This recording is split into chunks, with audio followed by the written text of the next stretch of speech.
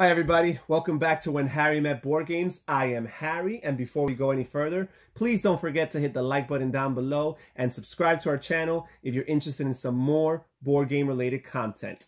But for today, we go through another edition of What I Have Played This Week, where I will be covering all the games that I've played in the last calendar week, spanning from Sunday, February 16th to Saturday, February 22nd.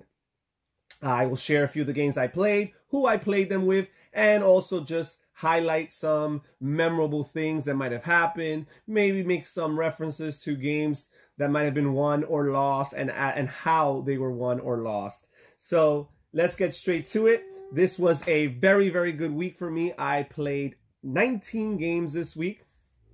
Cannot complain, with a different group of people. Lots of different people were involved in these 19 games, and I'm just going to start right now. First, I'm going to start with the games that I played with my wife, Lily. For those who watched last time, they remember that last week was a pretty light week for us. However, this was a very good week. I played 7 games this week with my wife, Lily, and these are the ones that we played. So first of all, we played Agricola, All Creatures Big and Small. For those of you familiar with Agricola, worker placement game by Uwe Rosenberg, farming theme. This is basically a 2-player variation of that gaming system. It condenses, some of the major principles or some of the principles of Agricola. You have, first of all, the worker placement mechanism is repeated. You're still trying to, accrue lots and lots of animals and get buildings or improvements.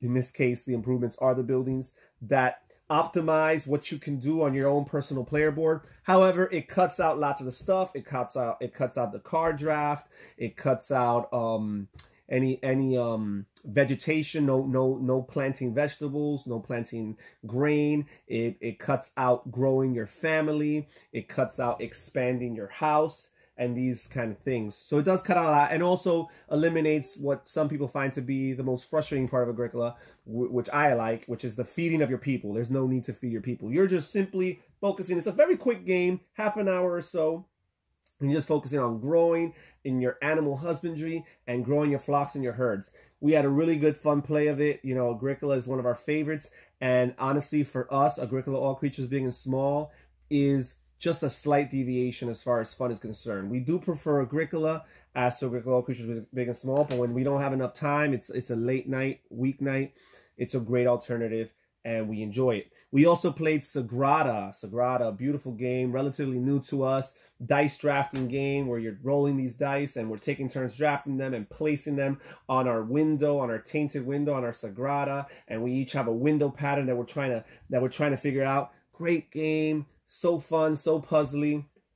We always have a good time. We also played Carcassonne Gold Rush, which is a different iteration of Carcassonne, a different version of Carcassonne, a different reimplementation with a Gold Rush Wild West theme where you're building cities and surrounding them with networks of railroads, and you're mining the mountains for gold, and you're trying to put your locomotives on the railroad, and you're trying to pitch tent or pitch camp in the fields and the prairies where you're surrounded by Native American teepees, and wild horses are running around through those prairies as well. All these different thematic changes to regular base Carcassonne, but it's fun. It adds a few unique but not drastically different mechanisms to the game. So if you like Carcassonne, this is a sidestep from Carcassonne. If you like the Wild West theme,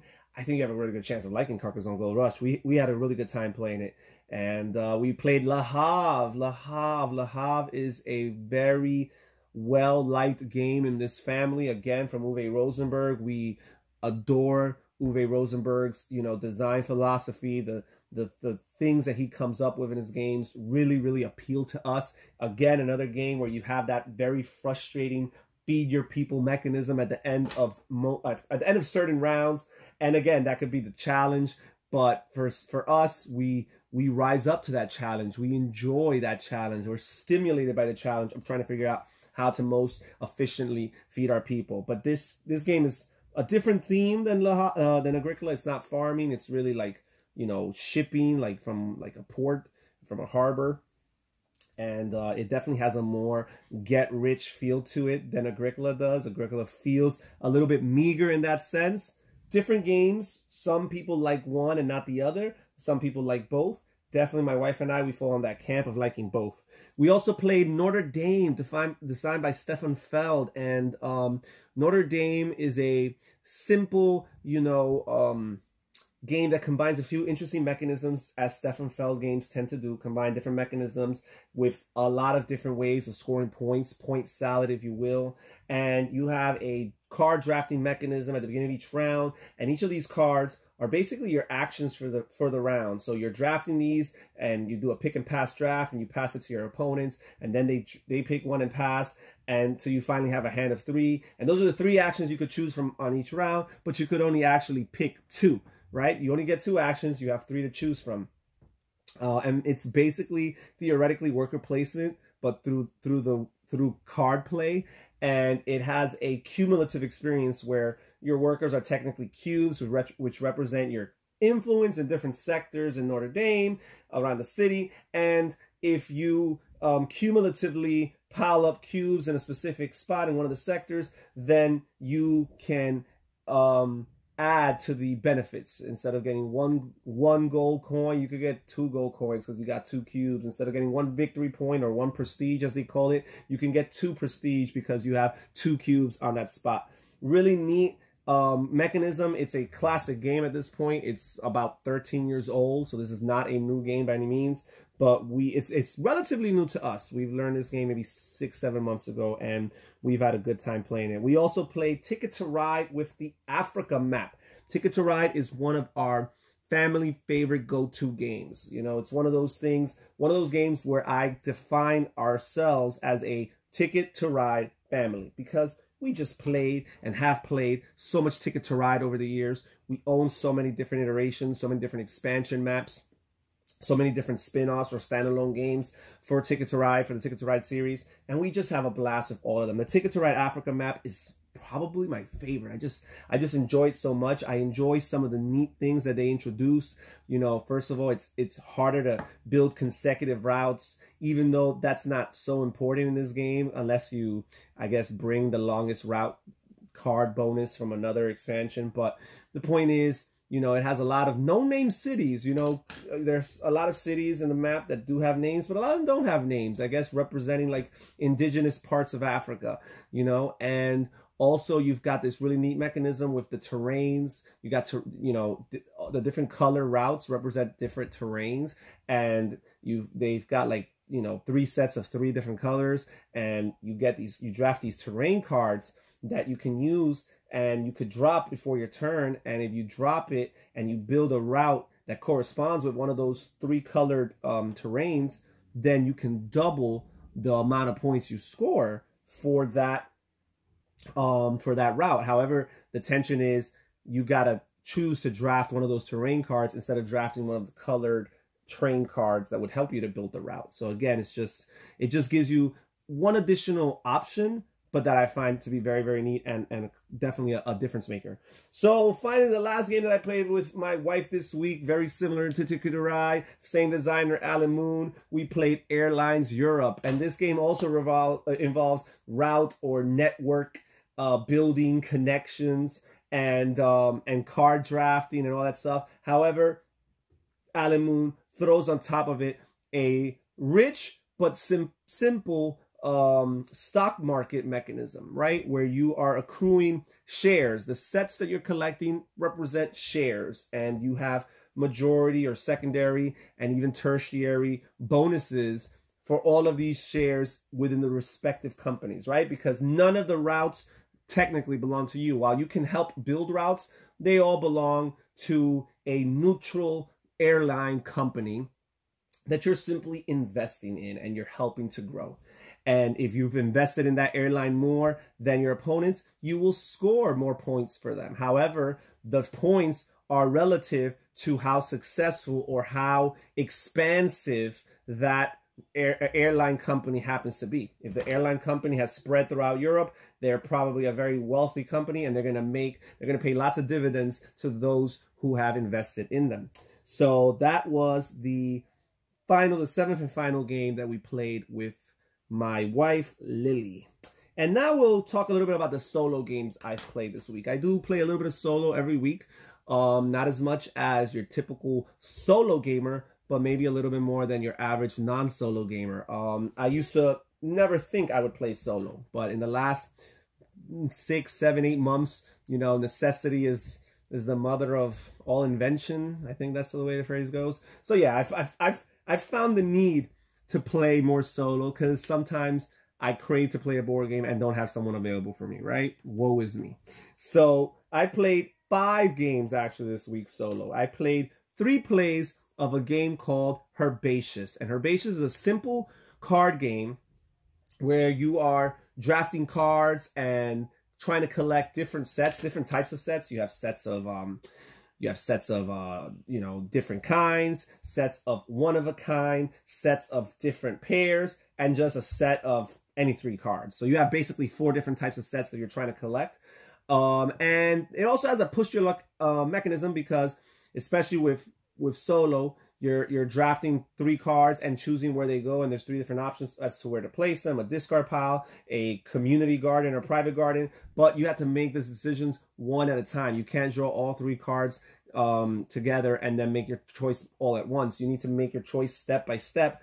And after making one decision, in hindsight, you might look back at it and regret it, right? Because you thought you were going to maybe draw a different card, and then the next card and the next card were not what you were hoping for, and you wish you would have had the first card back to choose all over again, but with that foresight, that foreknowledge. I like that. It reminds me of a game that I play that I really enjoy called Merchants of Amsterdam by Reiner Knizia, and it's probably one of my favorite mechanisms in that game, which is the drawing of 3 cards and choosing one at a time where they go. Really, really neat in my opinion, because it just makes such a simple decision feel all the more tougher. This is definitely a filler game. This game a solo game I think lasts about 10 minutes. Maybe a multiplayer game might push 20, 25 minutes. It's definitely a filler game. Very light. If you don't like light games, it might not be for you. If you don't like card games, it's not for you. This is only cards, strictly cards as components. But I had a good time playing it solo. I also played Tiny Epic Westerns solo. This again is from the Tiny Epic series. I own a few of these games from the Tiny Epic series. I appreciate the design philosophy there, where you're taking, you know, big or at least medium weight gaming ideas, but you're condensing them into small physical products, small physical packages, so it doesn't take too much. It's portable. It's easy to transport from place to place. It travels easy. I'm not going to say it doesn't take up too much table space, because believe it or not, these small little boxes can jam quite a bit of components, and but they're all small components, so they all fit compactly within these small boxes. Fun game. I like Westerns. I like Wild West themed games, and I appreciate the mechanism in this game. Not only does it have worker placement as its primary mechanism, but the resolution of each round depends on a game of 3-carded poker. And poker is a game that I really enjoy. Out of all the, you know, non-designer, you know, classic games of old, poker's one of my favorites within that category of games, and one of the games that I still look at with appreciation, right? As a gamer, a hobbyist, I look at some of these games from of old, and they've lost their luster for me, right? They've lost their shine, and sometimes they haven't aged well with me, and sometimes, quite frankly, I'm even like, how did I ever like it? And poker's not one of those games. While I don't play it, haven't played it in many years, I still have this appreciation for it, and if I were in a situation where I was playing it, I'm pretty sure I could have a really good time. So you combine poker with this wonderful worker placement mechanism, a little bit of combat, a little bit of dueling, right? You know, because players can compete for the same spots on the worker placement options and end up going into a duel, which involves a gunfight, which really is slinging some bullet dice Really, really cool, really, really neat, nice theme. And the solo variant for me is very highly functional. And then finally, the last solo game I played this week was Dungeon Roll, a fantasy-themed game which simulates a dungeon crawl almost. You're rolling a bunch of companion dice, which represent your band of heroes, different types of heroes. And then after that, you're rolling different monster dice according to the threat level. The threat level ranges anywhere from 1 and rises all the way up to 10, culminating at 10. And the game finally ends after the 10th level. And you're rolling these dice, and then you're using your companion dice, your heroes, to defeat the monsters that you've rolled. And you collect certain amount of experience points, which help you level up, but are also your victory points. You search into hidden treasures and draw little tokens that also add to your experience points and your overall victory points at the end of the game. But again, it has a push your luck mechanism, because you have 3 delves. You get to delve into the dungeon 3 times, and you're trying to go as far as possible with each delve, but you also don't want to, go forward and bust, so to speak, because you went too far, because then you lose all the points, all the progress that you've accumulated. So you probably want to leave too early before you leave too late. And just walking that fine line is where the challenge comes. And sometimes you just got to press your luck, or else you're going to have a terrible game, right? And solo play, you're really competing with yourself. There is no winning. It's just a final score. And I guess you just compare your final score to previous games. So it's more of a comparison with your own self and how you're progressing in that game. And those were my plays of solo plays for this week. I also had my cousins Jaina and Ronnie come over. We played Pandemic, very popular cooperative game, one of my favorite cooperative games. We played it on the hard level, even though this was the first time that my cousin Jaina and her daughter Elaine were playing Pandemic. I threw them straight into the fire. I felt that because me and my cousin Rodney are very, very experienced at this game and have a very high success rate, even on extra hard levels and throwing in a bunch of the expansions, we've still had some great success. I thought it would be good enough to be able to do this, but I was very haughty and very arrogant, and I paid for that because we lost. The game beat us, and we were unable to save the world. But it was a fun experience, and Jaina and Elaine enjoyed their first experience of Pandemic. We also played Carcassonne, classic Carcassonne. Again, one of those games where I say we are a Carcassonne family, own so much material for this, so many iterations. I just mentioned earlier that we also played Carcassonne Gold Rush this week. This is a game that I've played already with my cousin Jaina and Elaine, and definitely Ronnie. It's one of his favorite games. And we had a good time. We had a blast. My cousin Rodney won the game. I'm sure he would like for all of you to know that. We also played Sheriff of Nottingham. Nice bluffing game, gateway level bluffing game, where you're trying to collect different sets of legal goods like apples, bread, cheese, and chicken, but you're also trying to smuggle in some contraband, some illegal goods past the wicked Sheriff of Nottingham by out bluffing him. Every player takes a turn being a sheriff. As a matter of fact, every player gets to be the sheriff twice throughout the course of the game, and you're trying to walk that fine line of knowing when to bluff and lie, knowing when to tell the truth. As a sheriff, you're trying to read people's mannerisms, you're trying to read people's body language and figure out who's lying to you, and you're greatly disappointed when they do lie to you, and you're even more disappointed when you thought that they were lying to you and they were telling the truth. Really, really fun game. Lots of silly laughter, lots of great aha, wow kind of moments. And a game that's just been successful with everybody I've introduced it to. We also played King of Tokyo, light filler conflict combat game where each player takes on the role of a fantastical monster, and we're all trying to vie for control of the city of Tokyo, and we're fighting with each other to take each other out of Tokyo, and we're trying to attack and eliminate players, or if not, be the first player to score 20 points. It's a cool game. It's one of the few games I've played of King of Tokyo where no one was eliminated, but someone won by victory points. Again, my cousin Ronnie would like you to know that he won that game. But we all had a blast playing King of Tokyo. And those were the games that we played with my cousins Jaina, Elaine, and Rodney. And then finally, the last couple games I played this week, on Saturday, as a matter of fact, I had a Wild West themed game night with my nephews and my niece. And it was a rootin' tootin' time. We played, first of all, Carson City, the card game, which is a city building game where players are bidding for turn order, first of all. And the bid is done basically basically trick-taking style, except it's simultaneous bidding. You're all playing the cards down, and you all have a different suit, and whoever plays the highest number gets priority in turn order. However, if any two cards are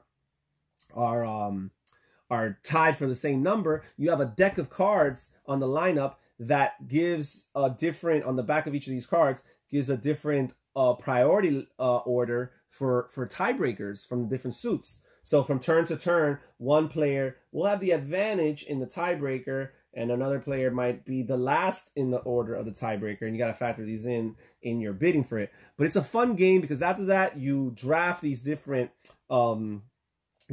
cards that have 4 quadrants. Each of those quadrants has a different terrain feature or a different building that you use to build your own portion of the city of Carson City. And you might also be drafting some character cards that give you special bonuses at the end of the game, or special powers that you could utilize anywhere from 1 through 2 times in the course of the game. And you're trying to create your city, which is represented by this imaginary 8x8 grid. So you need to have like that spatial awareness and intelligence to kind of know exactly where to plot these cards, where it would be most effective for you, where you're most likely to score, and also most likely to keep yourself open for future development and future growth, future progress in your city. Really fun game. It was a hit. Everybody that played that game really liked it.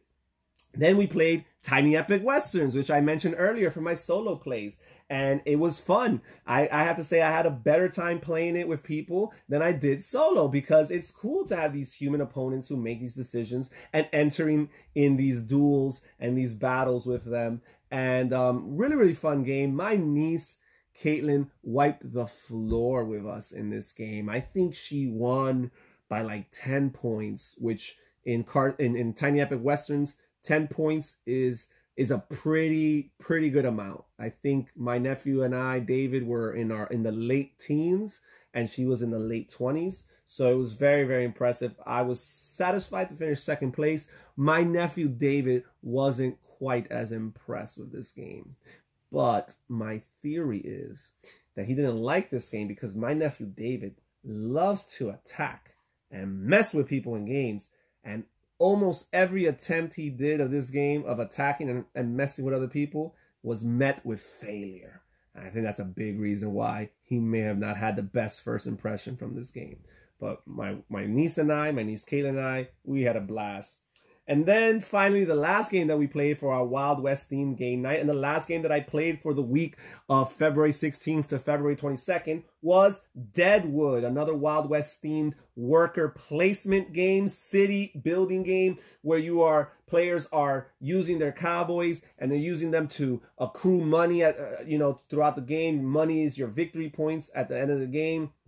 You are growing the city, expanding the city, developing the railroad, eventually building the train station. You are manipulating the sheriff and where he is in town, because wherever the sheriff is in town, that's a safe spot. That's a place where rival cowboys can't start a duel with you. And this game, again, just like Tiny Epic Westerns, involves dueling for spots on the board. Players can fight to share a spot, or not to share, but to take over a spot on the board.